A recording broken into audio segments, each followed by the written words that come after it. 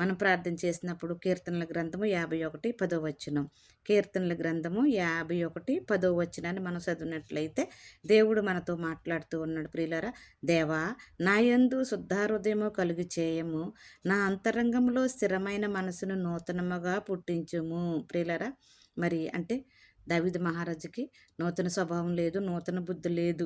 కాబట్టి మనుషులంగా మనకి కూడా కొన్నిసార్లు మరి మనము కూడా మరి తప్పిపోతాం. కాబట్టి అసూయ, స్వార్థం, ద్వేషం, మరి ఇంకా అనేకమైన కల్మషం అన్నీ కూడా మన హృదయంలో ఉంటాయి. కాబట్టి మనం ఇలాగ దేవునికి ప్రార్థన చేసినప్పుడు మరి దేవుడు మనకి మరి శుద్ధ హృదయము మరి దయచేస్తాను, నూతనమైన హృదయమును, నూతనమైన మనసును మరి నేను పుట్టిస్తాను అని దేవుడు మనకి తెలియచేస్తా ఉన్నాడు. నిజంగా ప్రియులారా, యవన మనసైతే దేవుని మీద ఆనుకుంటుందో వారిని ఏం చేస్తానంటున్నాడు, పూర్ణ హృదయం గల వారుగా చేస్తానన్నాడు. మరి వారికి శాంతి గల హృదయమును, సమాధానమును నేను ఇస్తాను అన్నాడు. ఎందుకంటే సమాధానపరిచిన వారు ధన్యులు, వాళ్ళు దేవుని పిల్లలనబడుదురని మత్తయి సువార్త 5లో ఉంటాయి ప్రియులారా.